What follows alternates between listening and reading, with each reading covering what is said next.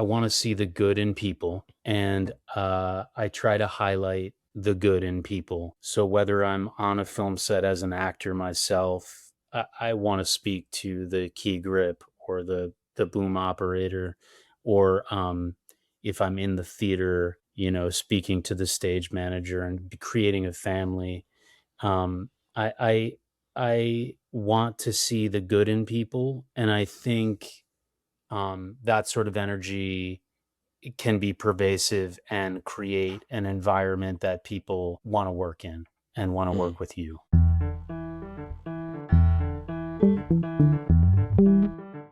What's going on, everybody? My name is Hassiem Muhammad, and you are listening to The Actor's Instrument, Tools for the Long Game. Guys, we hit 250 subscribers on YouTube. Our next goal is 500 subs so we can unlock that community page. So do me a favor, smash that subscribe button. All right, I came across a Variety article about a new film being produced in Montana, of all places. A film that follows two brothers dealing with the grief in the wake of their sister's death, one of whom has Down syndrome, making the other brother his caregiver as his closest remaining family member.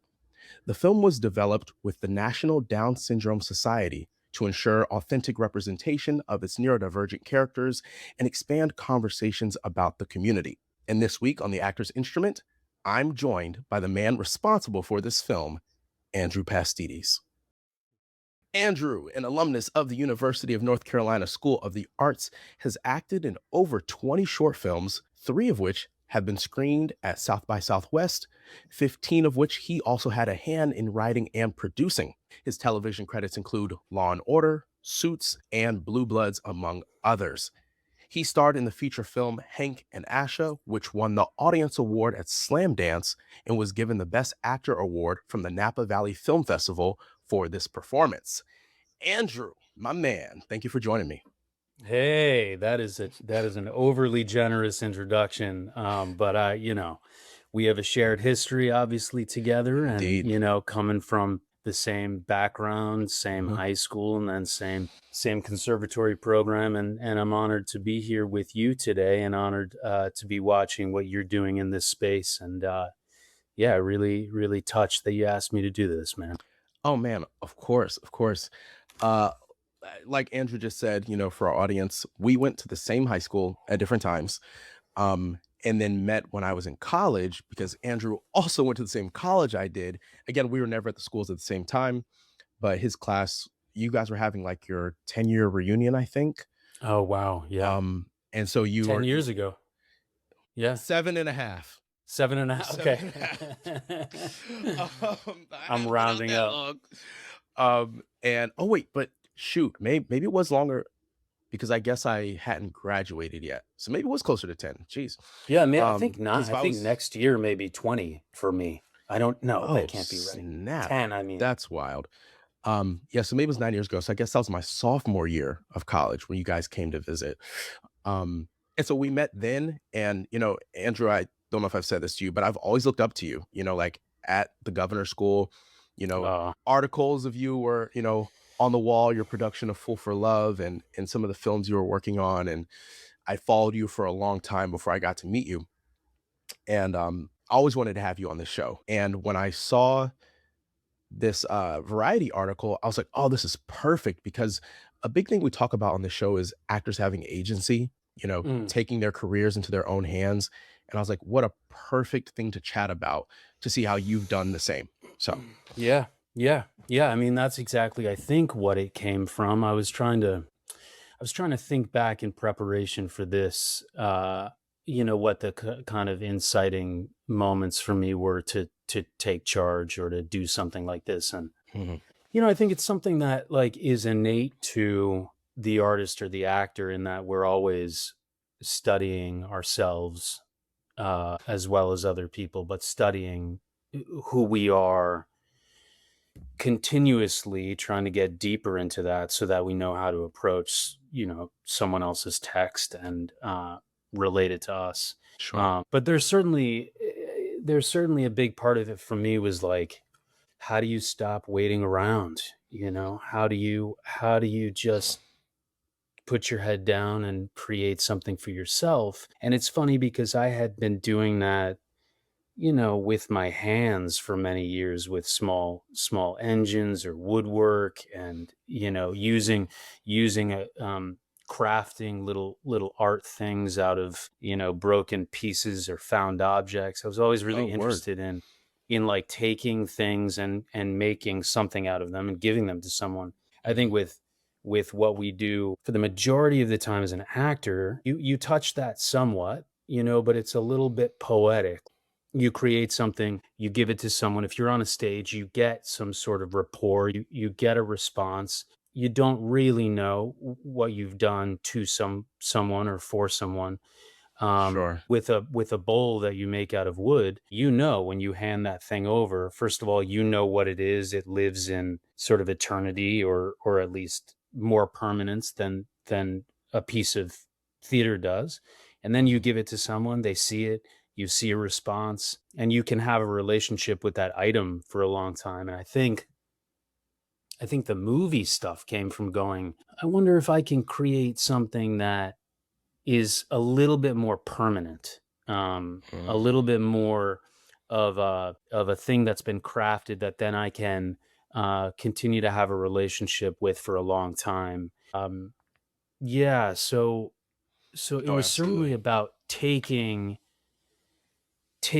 agency, creating agency through a craft. Mhm. I knew what it was to be on one side of the camera, but I wanted to, I wanted to create something I think that I was more involved in. I could use more of different skills that I hadn't used before, et cetera, et cetera. So, yeah. Sure, sure. Man, that's what's up, and, like, kudos to you for, following that impulse. Well, Now dude, it was yeah. mostly naivete, I'd say. I don't know if I knew again what it would take to do it if I would have jumped in the Mhm. pool, No, I feel that, I feel that. So, this film, St. George, I have so many questions. First, could you tell us a bit about the film? I read what Variety, the little blurb. Anything else to add about this project? Yeah, I mean, look, we're always starting from ourselves, right? So for Mhm, me, it was I wrote it, I produced it, I directed it, and I starred in it. The writing, of course, came first. mhm, The writing was me going, what are the issues in my life that I think about most? What are the things that plague me most? mhm, And then taking those, and for example, those to me were death and dying and grief, mourning, um, as this kind of universal human experience that no one escapes, but few of us have decent enough tools to accept, or to yeah, to accept. Um, and and then it was about, what type of people am I interested in? And those type of people are the people that you know well. So people, um in a lower income situation, people who are working hard to get by, mhm, who still have to deal with the same issues that everyone else has to deal with. Um, so it started there for me. And maybe it started too with just a couple of lines that I heard in my head, or, um, the way that I've experienced certain relationships, love relationships with people.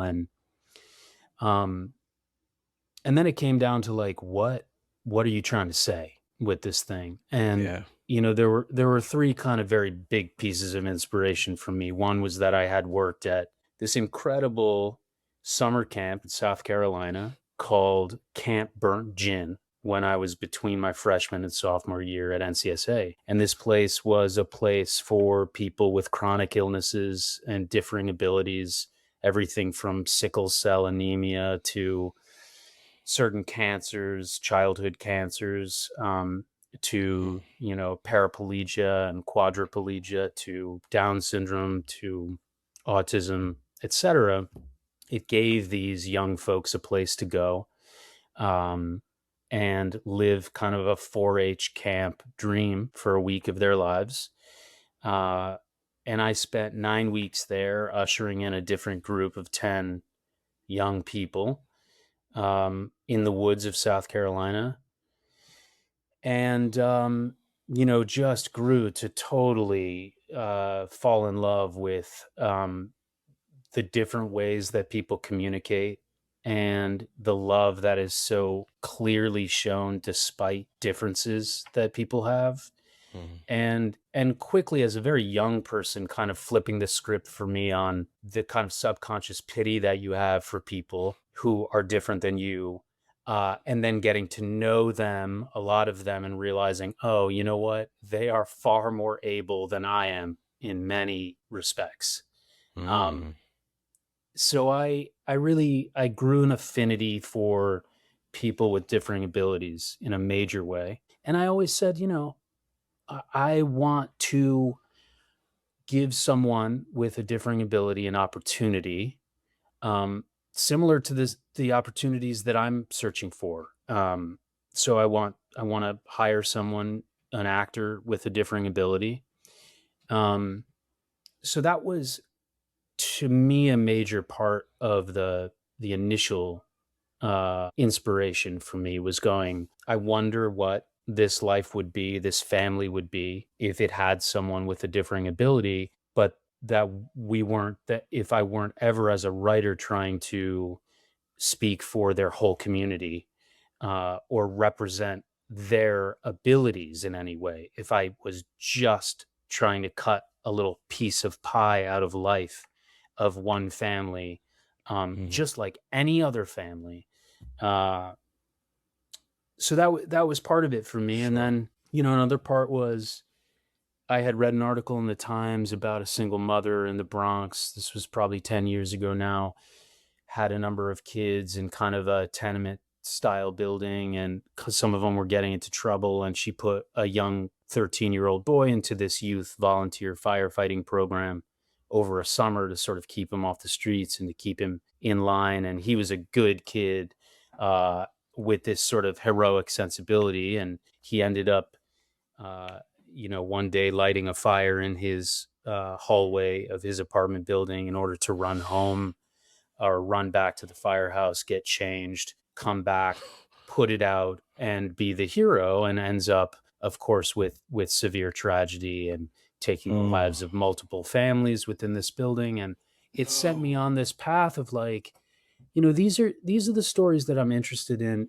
People who are really, really have good intentions, Mhm. who don't necessarily have the tools, um, or who make mistakes. I'm really interested in, how fallible I am as a human, and Mm.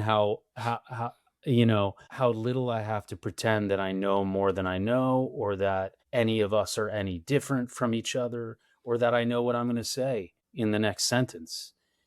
So Yeah. I had some, like, that's all to say, I had some big pots to reach into that were inspiring to me. And then it was, what's the story, basically. Sure. Man, whew, talk about some inspiration. Yeah. I I'm right there with you. A lot of the work that I, have produced and the things I've written, it comes from those real life situations. And as you said, you're thinking like, what would this be like? And we have the beauty of our art form allows us to explore that. Now, y- in exploring these things, right? You live in New York, and this production company is based in Montana, which is not a hub of much besides like ranching, I think. Um, so not in New York, not in LA, not in Atlanta. Why Montana? It's a relationship thing that you hope your whole life to fall into. It's one of those, I always used to think, when I read about the group theater, the books that Dan Murray gave me, or Yep. I read about what it was like to be an actor in the 40s and 50s for some people, and what it was to, be an actor in the regional theater in the 80s and 90s, or in Chicago in the 90s. There was a team or a troupe, right? A tribe. Hmm. And I've always been looking for that tribe, and I found one of them in Sean Higgins, who is a close friend of mine, who has been a great compatriot, and we think alike in terms of the stories we want to tell and the importance of those stories. And Sean, pandemic hit, and Sean started building a studio out in Big Sky Country, and I sent him the script, and he took to it. And Matt Loria, who's another UNCSA grad, has been an Yeah. amazing collaborator. And Matt and Sean really helped me build the script into something that was shootable. And Sean very generously suggested that we be the first movie under the Storyhouse banner, so to speak, out there. So, though he has this beautiful, amazing, empty 400,000 plus square foot set of buildings that someday is going to become the most premier studio in the country, um, Yeah. Say that. it's not built out yet.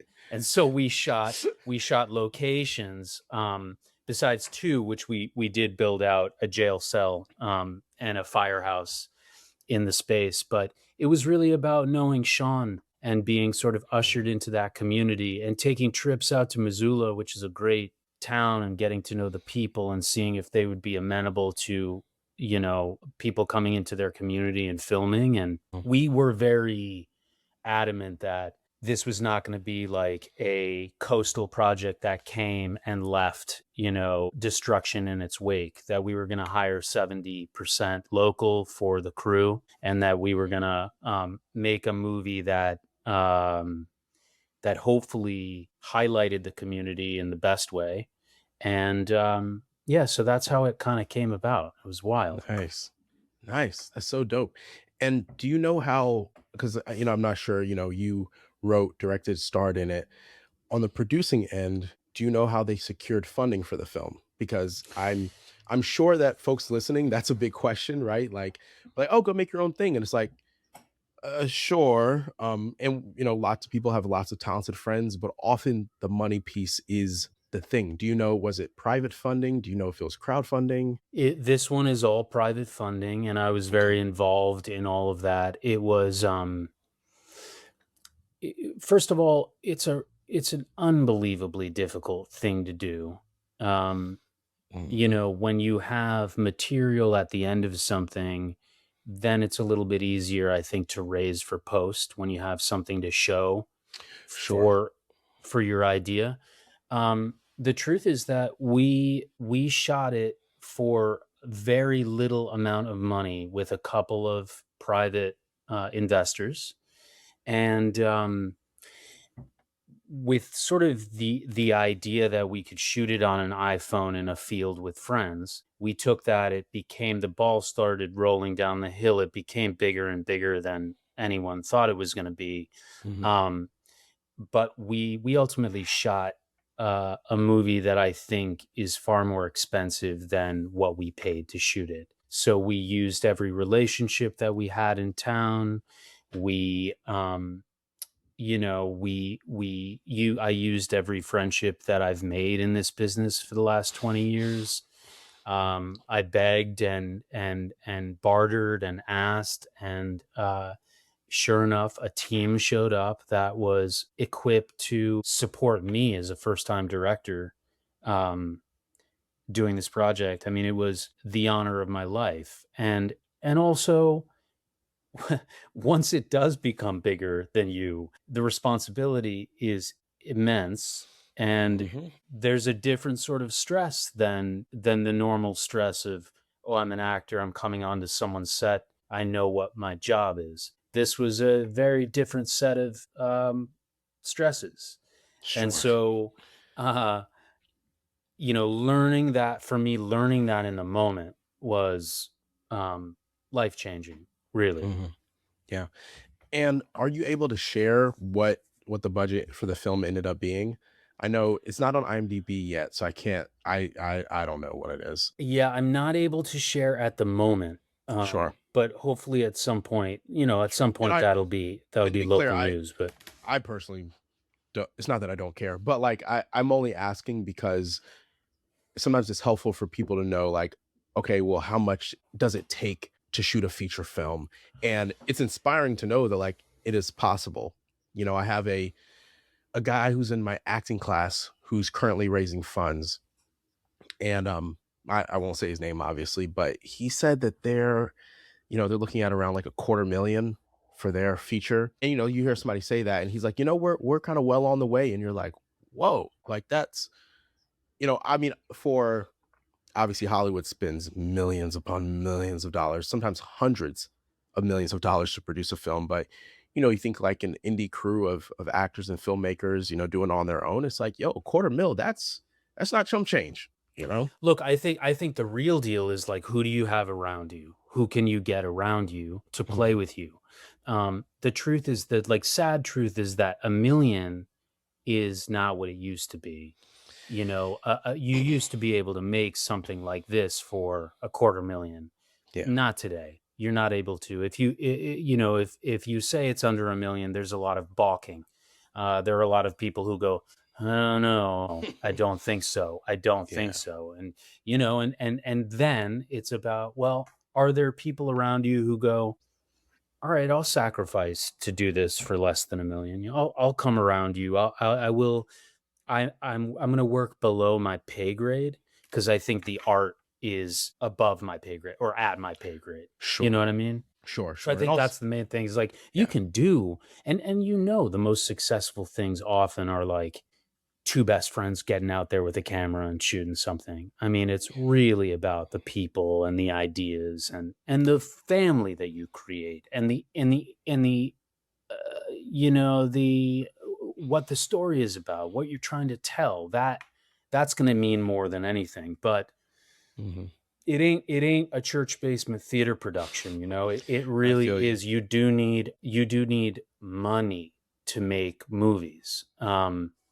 It just also, you need great people, and the great people can make the movie uh that looks extremely expensive.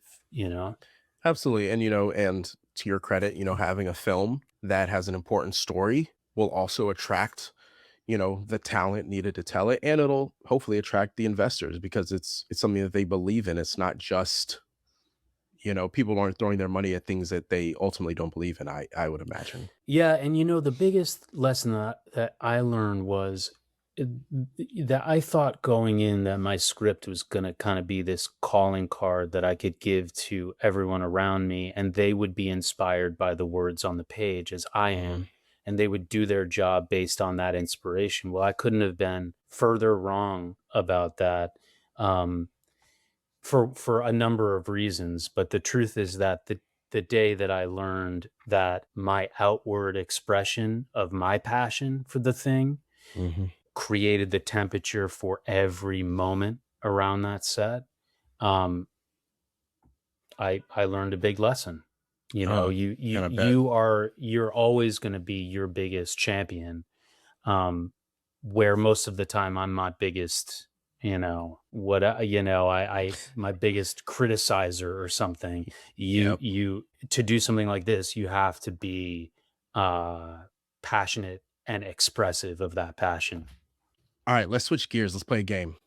Yeah, let's do it. Alrighty, we're gonna play top five. So I've got five film festival features. So these are films that premiered at film festivals, and I want you to rank them on a scale of one. Like one is the best, five is the least best out of this group of feature films. And here's the catch, Andrew. You don't know which films they are. You don't know what comes Mm, next. mm, So we've got mm, five empty slots, and you got to mm. fill them in one to five without knowing which comes next. Okay? Gotcha, gotcha. Yeah. All right. Yeah. So here's the first one. Oh my god! And I picked heavy hitters. So hopefully What, have it'll I be hard. seen them? I hope so. I try to pick ones that I think you would have seen. Okay. But if you haven't seen it, I mean that, and then maybe that makes your job easier. All right, first one, Whiplash, 2014 Grand Jury Prize of Sundance. What slot are you gonna give it? I'll give it 5. Okay, being conservative, saving them, saving them. All righty. Pulp Fiction, 1994 Cannes Film Festival Palme d'Or winner. I will give that a 4. 4. He's saving the top 3. I love it. All right, Brokeback Mountain, 2005 Venice Film Festival Golden Lion. I'll give it a 2. Okay, so we've got 1 and 3 left. All right, Parasite, 2019 Cannes Film Festival Palme d'Or. 3. All right, I so have to put it in slot 3. coming in at number 1, oh wait, that was 3, is Reservoir Dogs, 1992 Grand Jury Prize at Sundance. Interesting. 1. So, what's funny is immediately I thought, well, what's a little litmus test or a little barometer for me about any movie? Like, you made me think, what would the thing be that made it number 1 versus number 5? Sure. And to me, it's does it do something to me emotionally? Does it affect me emotionally? And at the height of the best emotion, I think, is melancholia or joy. At the lowest, I think it's fear, disgust.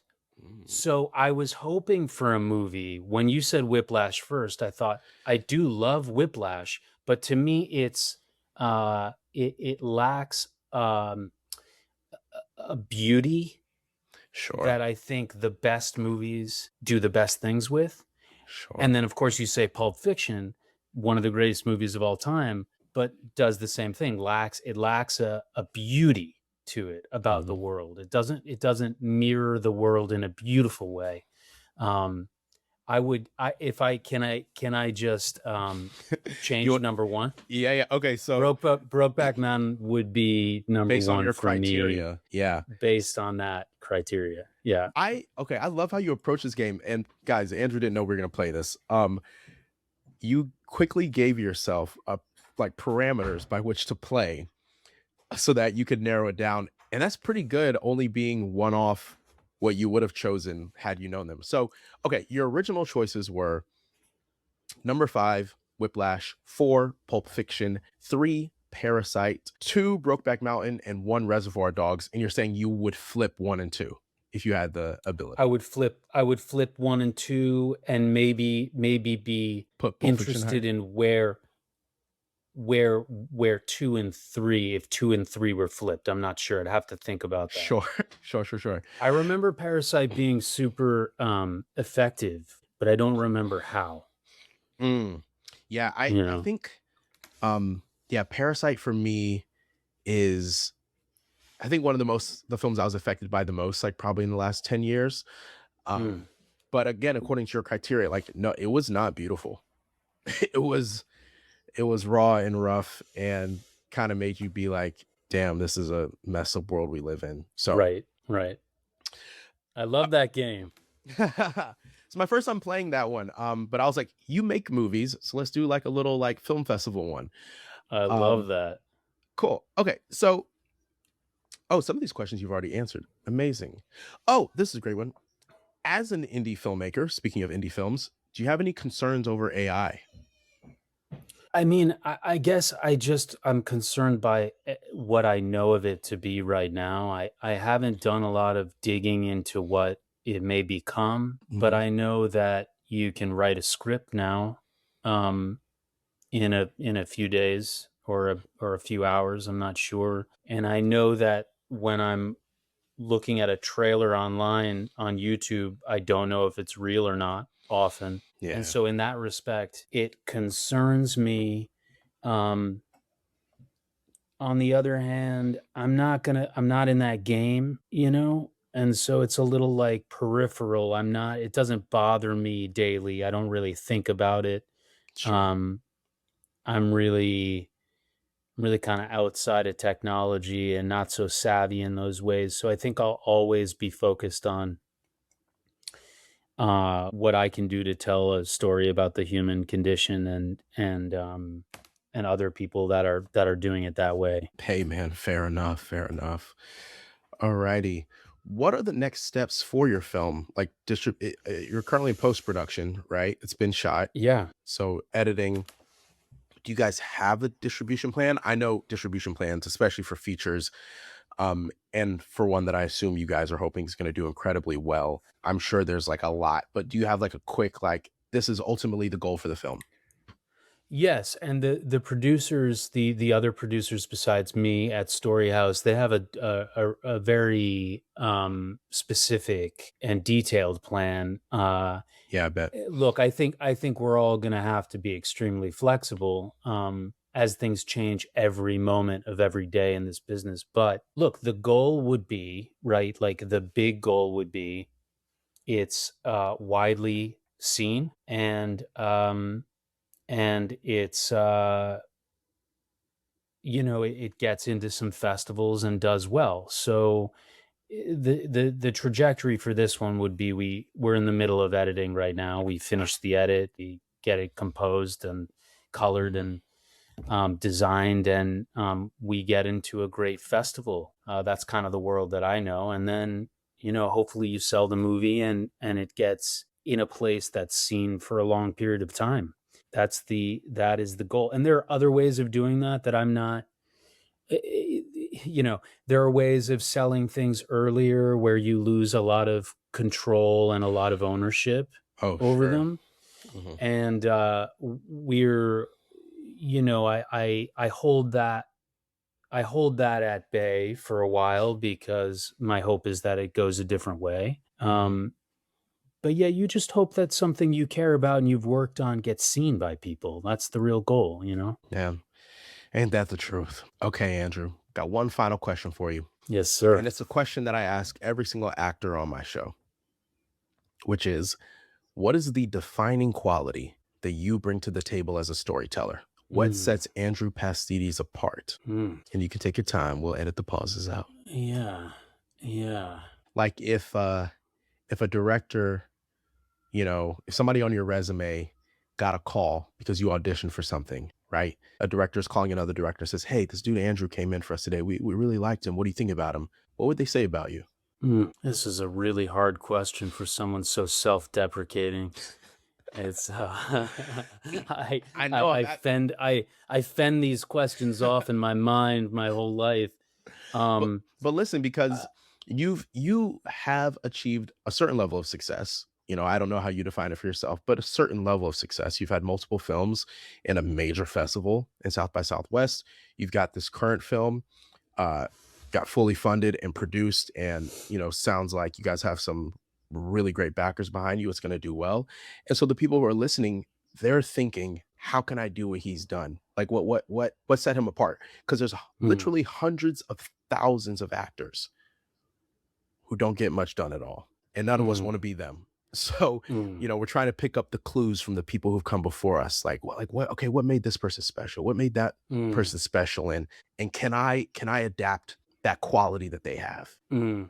I think, what the kind of curt or the kind of short answers are like, I work very hard and I'm very thoughtful, but I think really what it might come down to is like I um I want to see the good in people, and I try to highlight the good in people. So whether I'm on a film set as an actor myself, I want to speak to the key grip or the boom operator, or if I'm in the theater, speaking to the stage manager and creating a family. um, I, I I want to see the good in people, and I think that sort of energy can be pervasive and create an environment that people want to work in and want to Mm, work with you.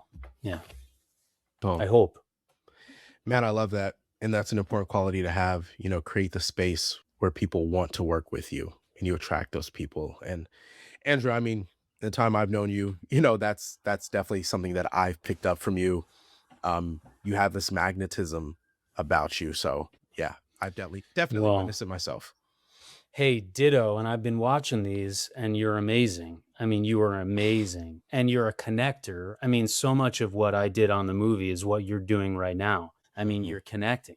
That's what people do. And that's what life is about. It's about making connections, staying open and positive and honest, and um, keeping dialogue alive, right? Keeping dialogue about anything, craft, love, life, keeping it all alive. I think that's how we find peace. Mm. Boom. What a note to end on. I've got nothing else to say. Andrew, man, like I Oh, said at the man. top, I've looked up to you for a long time. I can't tell you how much I appreciate you, you as an artist, you as a man, and I appreciate your time and coming onto the show today. Thank you. Hey, thank you so much. Honored to be here, and best of luck and success to you. And I love you, man. Love you too, brother. Alrighty, folks, if you enjoyed this conversation with Andrew Pastides, then you'll love a recent talk I had with career consultant Annie Chadwick. So be sure to check that out. As I said at the top, we're halfway to our goal of 500 subs to unlock that community page on YouTube. So please hit that subscribe button. It helps out a ton. Thank you all so much for tapping into this episode of The Actor's Instrument. Major shout out to our co-producers and distributors over at Next Chapter Podcasts. We'll be back next Tuesday. Till next time, y'all. Peace.